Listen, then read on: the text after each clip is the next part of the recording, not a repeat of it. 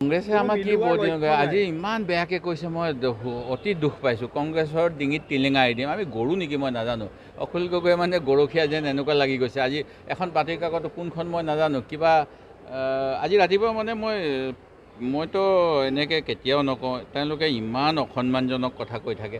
জাকিৰ হুছেইন চিকদাৰ বোলে মুখ্যমন্ত্ৰীৰ খাজ মানুহ, গৌৰৱ গগৈ আৰু বোলে হিমন্ত বিশ্ব শৰ্মাই একেলগে কিবা মানে একেলগ হৈ আছে। এইবিলাক কথা কিয় কয় অখিল গগৈ ডাঙৰীয়া মই নাজানো। মোক বাৰু যি কয় মই মাৰ কথা মতে মানে বিজেপিত নোযোৱাকৈ আছোঁ বুলি তো ক'লেই আগতে, আৰু কিবা কিবি ঢেৰ কথা, সেইবিলাকত মই মন্তব্য নিদিওঁ। কিন্তু আজি অতি শেহতীয়াকৈ কৈছে কংগ্ৰেছৰ ডিঙিত টিলিঙা এৰি দিম। তাৰমানে কংগ্ৰেছটো যেন এটা গৰু, এনেকুৱা কথা কৈ পেলাই আকৌ ইফালে ক'ব যে আমাৰ মিত্ৰতা লাগে। মই নাজানো তেখেতে কি ক'ব বিচাৰিছে। আপোনালোকে তেখেতক খুব ভালকৈ সুধি ল'ব। মইতো কালি আপোনালোকৰ প্ৰতিনিধিসকলৰ আগত কৈছোঁৱেই, মোৰ কথাবিলাক মিছ ইণ্টাৰপ্ৰেট কৰি ভাল পায়, কি কাৰণে নাজানো। মানে মোক অলপমান আৰু গালি পৰাব বিচাৰে, মই বেয়া নাপাওঁ। মানে ৰাইজৰ কাম কৰিব আহিছোঁ যেতিয়া মই কোনদিনা জোতা মালা পিন্ধিব লাগিব প্ৰস্তুত হৈ আছোঁ। ফুলৰ মালা, অসমততো ফুল খেতি কমেই হয়, সেইকাৰণে জোতা মালাটো পোৱা যাব চাগে। সেই গতিকে মই সেইকাৰণে প্ৰস্তুত। কিন্তু ঘটনাটো হ'ল যে এটা ৰং নেৰেটিভ এটা কংগ্ৰেছৰ বিৰুদ্ধে, যিটো এতিয়া নহয়, কংগ্ৰেছক বেয়া পোৱা মানুহখিনি এতিয়া নহয়, 50ৰ দশকৰ পৰা অসমত আছে।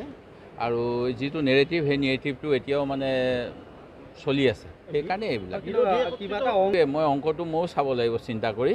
মই অৱশ্যে মুকলিকৈ কওঁ কেতিয়াবা যে মই বিজেপিক গালি পাৰি থাকোঁ কাৰণে মুখ্যমন্ত্ৰী মহোদয়ে মোক বিধানসভাতো সুধিছে আপোনাৰ কষ্ট হৈছে ন বুলি মোক সুধিছে। অলপ কষ্ট হৈছে, কাৰণ এখনো মোক BEd কলেজ দিয়া নাই, এখন ল কলেজ দিয়া নাই, এখন ছায়েন্স কলেজ দিয়া নাই, 5টাকৈ স্কুলৰ বিল্ডিং হৈ গ'ল। ছায়েন্স দিম বুলি ক'লে, কমাৰ্চ দিম বুলি ক'লে, মোৰ ল'ৰা ছোৱালীবিলাকে ছায়েন্স পঢ়িব পৰা নাই, কমাৰ্চ পঢ়িব পৰা নাই, আৰু কাৰোবাক গালি পৰাৰ কাৰণে একদম মানে পেকেজ দি থাকে। সেই গতিকে মই এইটো খোলা কথা, হয় কষ্ট হৈছে। দেৱব্ৰত শইকীয়া আৰু গৌৰৱ গগৈহে এলায়েন্সত বাধা দি আছে। এইবিলাক কথা কৈছে, এতিয়া নাজানো মই সেইবিলাক কথাটো। আপোনালোকে আজি পেপাৰ পঢ়িয়ে কৈছে, ময়ো পেপাৰ পঢ়িয়ে কৈ আছোঁ এইবিলাক, যে আমাক গৰু বুলি গণ্য কৰে, সেইকাৰণে টিলিঙা এৰি দিম বুলি কৈছে। কংগ্ৰেছে আমাক কি আজি ইমান বেয়াকৈ কৈছে মই অতি দুখ পাইছোঁ। কংগ্ৰেছৰ ডিঙিত টিলিঙা এৰি দিম। আমি গৰু নেকি মই নাজানো। অখিল গগৈ মানে গৰখীয়া যেন এনেকুৱা লাগি গৈছে। আজি এখন বাতৰি কাকত কোনখন মই নাজানো, কিবা আজি ৰাতিপুৱা মানে মইতো এনেকৈ কেতিয়াও নকওঁ, তেওঁলোকে ইমান অসন্মানজনক কথা কৈ থাকে। জাকিৰ হুছেইন চিকদাৰ বোলে মুখ্যমন্ত্ৰীৰ খাজ মানুহ, গৌৰৱ গগৈ আৰু বোলে হিমন্ত বিশ্ব শৰ্মাই একেলগে কিবা মানে একেলগ হৈ আছে। এইবিলাক কথা কিয় কয় অখিল গগৈ ডাঙৰীয়া মই নাজানো। মোক বাৰু যি কয় মই মাৰ কথা মতে মানে বিজেপিত নোযোৱাকৈ আছোঁ বুলি তো ক'লেই আগতে, আৰু কিবা কিবি ঢেৰ কথা, সেইবিলাকত মই মন্তব্য নিদিওঁ। কিন্তু আজি অতি শেহতীয়াকৈ কৈছে কংগ্ৰেছৰ ডিঙিত টিলিঙা এৰি দিম। তাৰমানে কংগ্ৰেছটো যেন এটা গৰু, এনেকুৱা কথা কৈ পেলাই আকৌ ইফালে ক'ব যে আমাৰ মিত্ৰতা লাগে। মই নাজানো তেখেতে কি ক'ব বিচাৰিছে। আপোনালোকে তেখেতক খুব ভালকৈ সুধি ল'ব। মইতো কালি আপোনালোকৰ প্ৰতিনিধিসকলৰ আগত কৈছোঁৱেই, মোৰ কথাবিলাক মিছ ইণ্টাৰপ্ৰেট কৰি ভাল পায়, কি কাৰণে নাজানো। মানে মোক অলপমান আৰু গালি পৰাব বিচাৰে, মই বেয়া নাপাওঁ। মানে ৰাইজৰ কাম কৰিব আহিছোঁ যেতিয়া মই কোনদিনা জোতা মালা পিন্ধিব লাগিব প্ৰস্তুত হৈ আছোঁ। ফুলৰ মালা, অসমততো ফুল খেতি কমেই হয়, সেইকাৰণে জোতা মালাটো পোৱা যাব চাগে। সেই গতিকে মই সেইকাৰণে প্ৰস্তুত। কিন্তু ঘটনাটো হ'ল যে এটা ৰং নেৰেটিভ এটা কংগ্ৰেছৰ বিৰুদ্ধে, যিটো এতিয়া নহয়, কংগ্ৰেছক বেয়া পোৱা মানুহখিনি এতিয়া নহয়, 50ৰ দশকৰ পৰা অসমত আছে।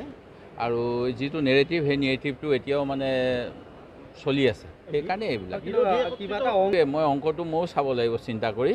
মই অৱশ্যে মুকলিকৈ কওঁ কেতিয়াবা যে মই বিজেপিক গালি পাৰি থাকোঁ কাৰণে মুখ্যমন্ত্ৰী মহোদয়ে মোক বিধানসভাতো সুধিছে আপোনাৰ কষ্ট হৈছে ন বুলি মোক সুধিছে। অলপ কষ্ট হৈছে, কাৰণ এখনো মোক BEd কলেজ দিয়া নাই, এখন ল কলেজ দিয়া নাই, এখন ছায়েন্স কলেজ দিয়া নাই, 5টাকৈ স্কুলৰ বিল্ডিং হৈ গ'ল। ছায়েন্স দিম বুলি ক'লে, কমাৰ্চ দিম বুলি ক'লে, মোৰ ল'ৰা ছোৱালীবিলাকে ছায়েন্স পঢ়িব পৰা নাই, কমাৰ্চ পঢ়িব পৰা নাই, আৰু কাৰোবাক গালি পৰাৰ কাৰণে একদম মানে পেকেজ দি থাকে। সেই গতিকে মই এইটো খোলা কথা, হয় কষ্ট হৈছে। দেৱব্ৰত শইকীয়া আৰু গৌৰৱ গগৈহে এলায়েন্সত বাধা দি আছে।